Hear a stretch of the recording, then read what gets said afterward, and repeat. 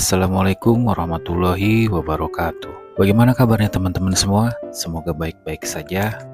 Kalau kemarin kita sudah membahas salah satu cerita rakyat tentang asal-muasal nama Wonogiri, di video ini ada satu lagi sebuah cerita rakyat Wonogiri yang menceritakan asal mula nama Wonogiri. Asal mula nama Wonogiri jauh sebelum terbentuknya sejarah pemerintahan di Kabupaten Wonogiri. Kisah ini diawali dari mulai meningkatnya pamor Raden Patah yang ketika itu memimpin pemerintahan di Demak Bintoro, atau lebih dikenal dengan Kerajaan Demak Bintoro, yang didirikan setelah runtuhnya Kerajaan Majapahit. Di masa itu, seiring dengan perkembangan agama Islam yang mulai merambah ke Pulau Jawa yang tentu saja disebarkan oleh Wali Songo, yang berarti 9 wali Allah.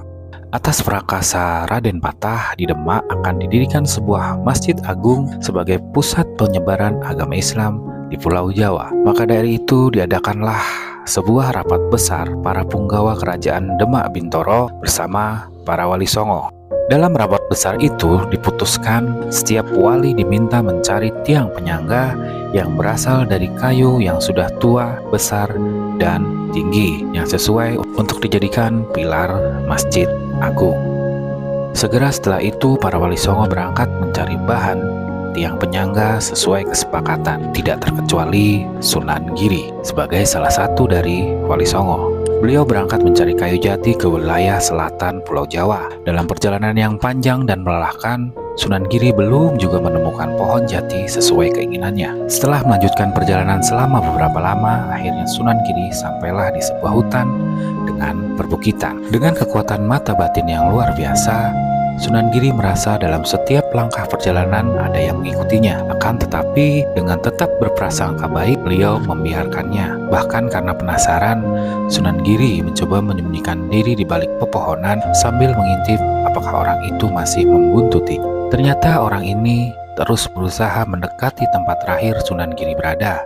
Tidak terasa tibalah Sunan Giri di sebuah tempat yang di bawahnya mengalir sungai Bengawan Solo. Tempat ini banyak ditumbuhi pohon jati, hanya saja masih terlalu pendek untuk dijadikan sebuah tiang masjid. Karena kelelahan, Sunan Giri beristirahat pada sebuah pohon jati yang mulai meranggas daunnya. Diliriknya sosok misterius yang membuntutinya dan bersembunyi di sebalik pohon.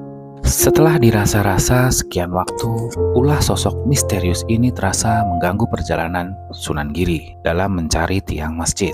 Dengan bersedekap dan bersila, Sunan Giri bersemedi memohon petunjuk kepada Gusti Allah apa yang harus dilakukan terhadap sosok misterius ini. Maka ditancapkanlah tongkat milik Sunan Giri di tempat ia bersemedi. Kemudian beliau melanjutkan perjalanan. Sebuah peristiwa aneh terjadi. Sosok misterius tidak lagi membuntuti Sunan Giri, hanya mendekati dan menunggu tongkat yang tertancap di tanah. Dikiranya Sunan Giri masih bersemedi bersama tongkatnya, padahal Sunan Giri sudah melanjutkan perjalanannya jauh menuju ke arah timur. Dalam melakukan perjalanan ini, Sunan Giri merasa heran dengan wilayah yang dilaluinya. Sejauh mata memandang, ditemui hutan lebat dan gunung-gunung. Merasa kelelahan, sampailah Sunan Giri di sebuah hutan jati yang sangat lebat dan berukuran besar-besar. Sunan Giri terkesima.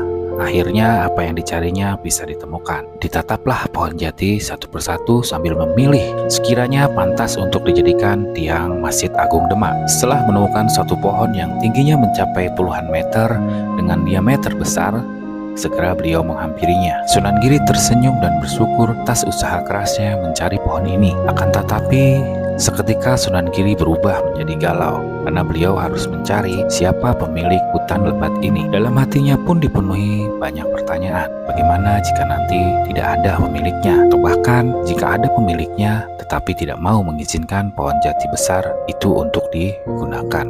Lalu setelah itu Sunan Giri mencari tahu siapa pemilik hutan jati dengan berjalan mengelilingi hutan, mengikuti jalan setapak hingga akhirnya tiba di sebuah pondok kecil dengan bangunan yang sederhana. Setelah sampai di pintu pondok, diketuklah sambil menyampaikan salam. Terdengar dari dalam ada penghuni pondok yang menjawab salam dari Sunan Giri. Lalu dibukakanlah pintu pondok itu.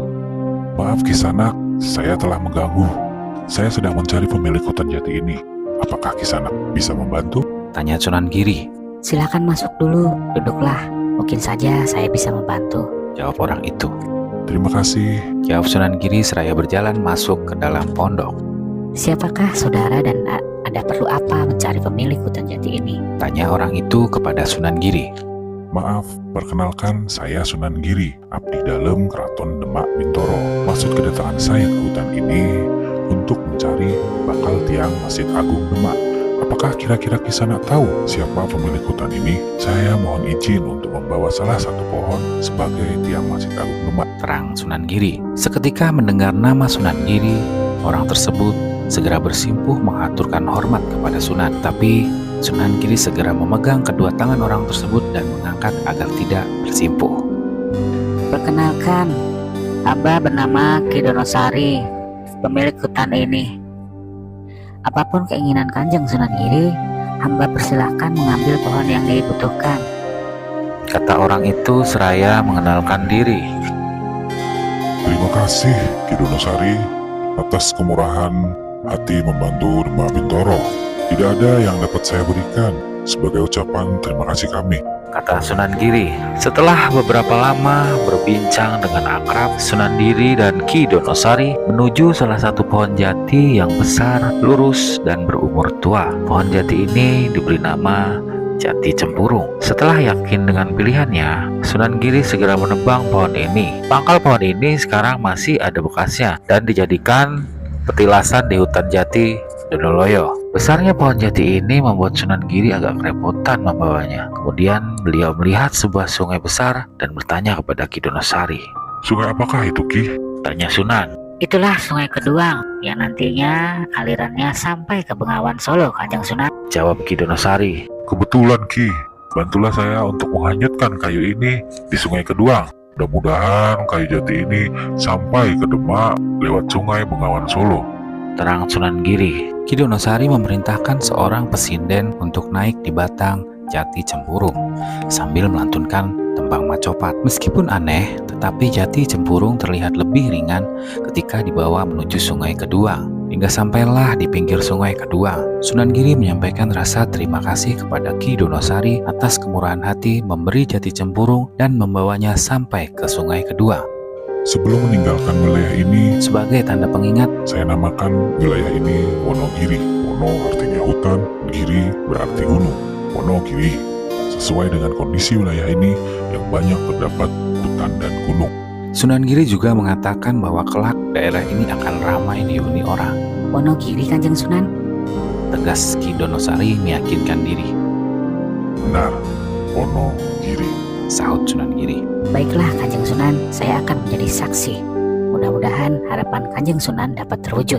Ki Donosari menimpali. Ki Donosari, kalau boleh saya juga akan memberi nama hutan ini sebagai Hutan Donoloyo. Di kelak kemudian hari, Ki Donosari lebih dikenal sebagai Ki Ageng Donoloyo, sama seperti nama hutan yang diberikan Sunan Giri. Sunan Giri melanjutkan perjalanan mengawal kayu jati cempurung yang dihanyutkan di Sungai Keduang. Hingga suatu hari sampailah di sebuah bukit tempat dahulu menancapkan tongkatnya karena dikejar dan diikuti sosok misterius. Setelah beberapa waktu mencari tongkatnya, Sunan Giri heran kenapa sosok misterius masih bersembunyi di pohon dekat tongkatnya. Segera Sunan Giri menghampiri sosok misterius ini dengan perlahan tanpa sepengetahuan orang tersebut. Setelah merasa dekat, ditepuklah pundak sosok misterius. Seketika kagetlah orang itu hingga tak mampu berkata-kata. Sunan Giri tersenyum dan mengajaknya berbicara. Maaf Kisanak karena membuatmu terkejut.